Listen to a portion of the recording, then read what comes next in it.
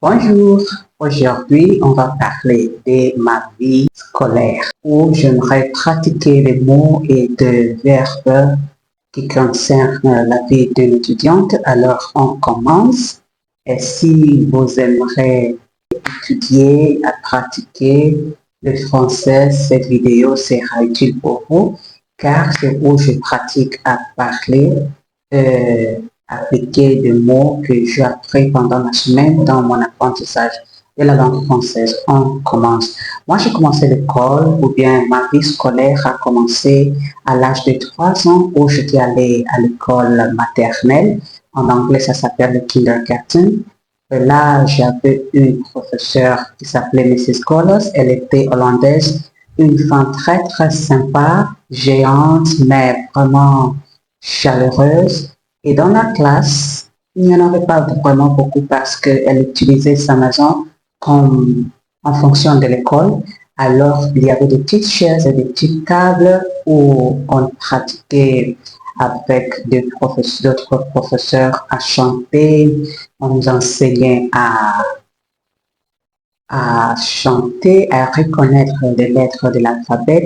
Alors, on n'avait pas vraiment besoin de beaucoup de livres. On n'avait pas même besoin de livres. On avait besoin juste de choses comme des crayons, des couleurs, des feutres, des feuilles pour dessiner, des pâtes à modeler, des feuilles de dessin et surtout des tabliers pour des activités salissantes pour ne pas suer des uniformes. On chantait beaucoup. Je me rappelle qu'elle nous faisait passer dans le salon, voir des vidéos de Mickey Mouse, de Donald Duck, des vidéos éducatives.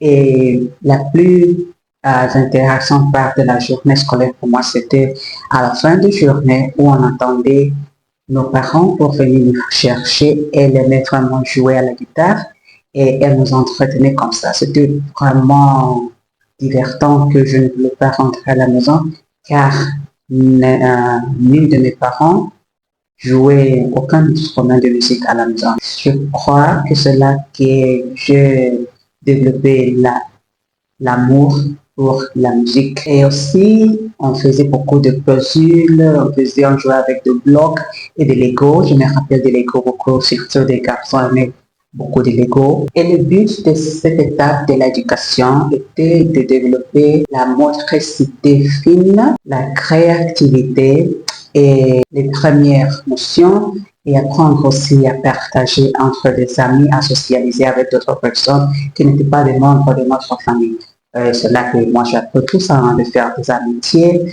Et je me rappelle que ma comptine préférée était row, row, row your boat gently down the stream.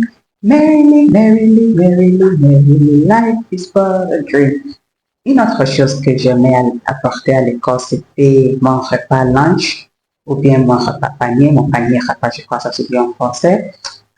C'était vraiment intéressant. C'était une boîte avec une flasque d'eau. Ma mère me mettait du thé avec des biscuits et d'autres petites choses. Aujourd'hui, les choses ont changé. Je ne vois pas cette sorte de boîte pour les enfants.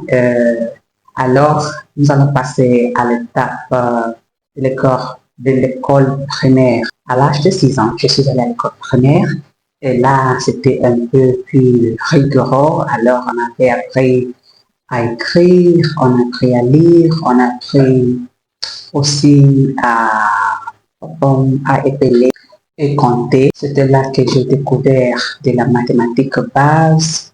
En anglais, on dit arithmétique. Je ne sais pas si ça se dit en français. La grammaire, l'orthographe et les sciences naturelles. Là, les fournitures scolaires étaient plus lourde. Il faudrait prendre un sac à dos où on avait des livres et des cahiers. Les cahiers, je me rappelle qu'on achetait dehors, au marché ou bien au magasin, mais les livres étaient achetés à l'école même et des uniformes et des tenues pour le sport. On allait à l'école avec un catch ou bien des chaussures. On appelle les chaussures catch, ça c'est un catch.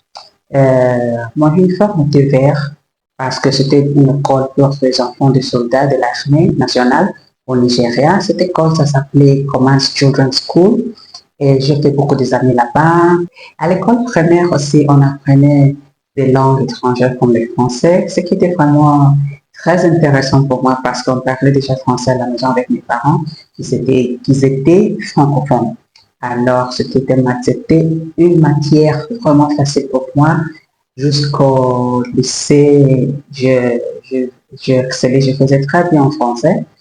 À l'école primaire, on utilisait les cahiers en carreau pour les mathématiques de base et les cahiers lignés pour écrire en anglais ou les grammaires ou d'autres matières.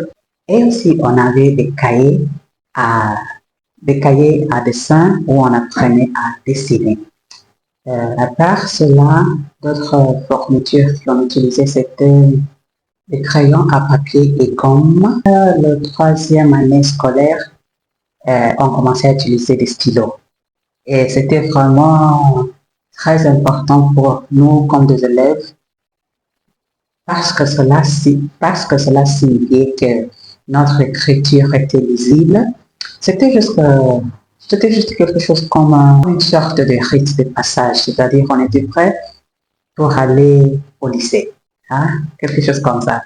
Là, on prenait aussi de lunchbox ou bien de repas de lunch parce qu'il y avait des études après l'école ou bien après avoir fait de sport, on avait faim, alors on partait aussi avec quelque chose à manger comme du sandwich, ou bien de la nourriture propre si vous devriez rester après l'école pour étudier en plus, c'est-à-dire des leçons supplémentaires en français.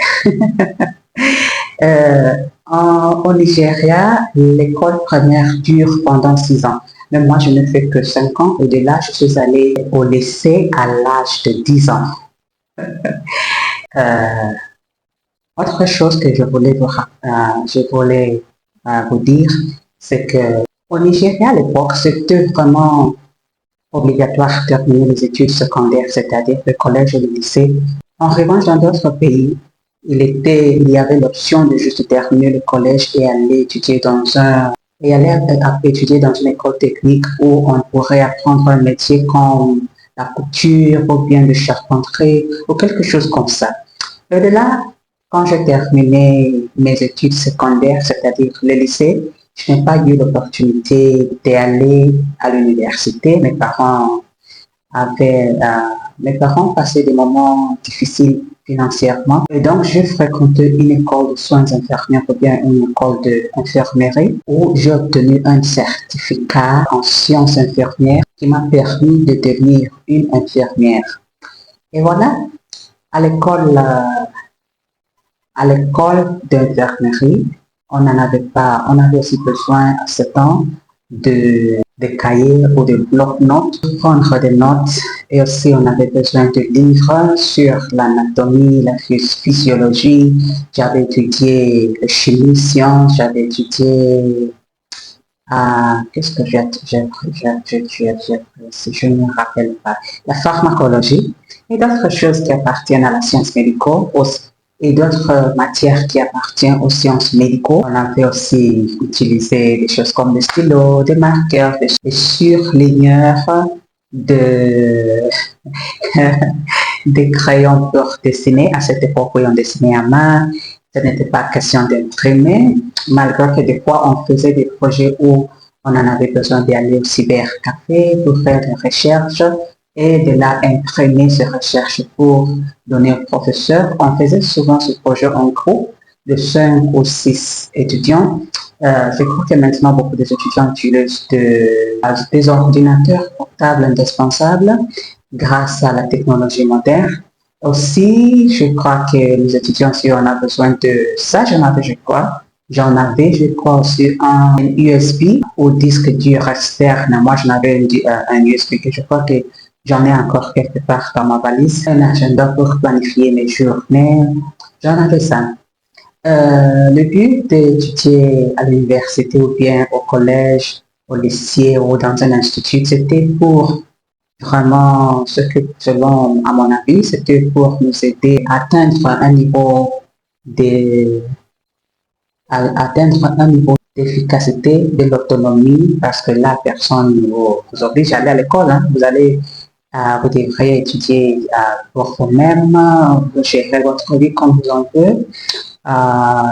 Et aussi, ça aide à gérer beaucoup de volume d'informations parce qu'on travaillait et on étudiait à la même fois, c'est-à-dire on faisait des pratiques à l'hôpital et d'autres temps, on était en classe étudiant des théories.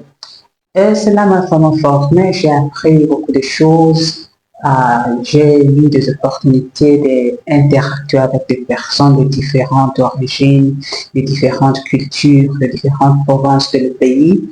Cela a fait de moi une femme très indépendante et j'espère que vous avez appris quelques adjectifs, quelques mots, si vous êtes en train d'apprendre la langue française comme je le fais. Et je m'excuse si ce n'était pas vraiment agréable, mon prononciation n'est pas encore parfaite. J'espère qu'on va se revoir la semaine prochaine avec un autre sujet sur les Français en pratique. Merci pour m'avoir suivi jusqu'à ce point. Je vous embrasse. Bisous, bisous.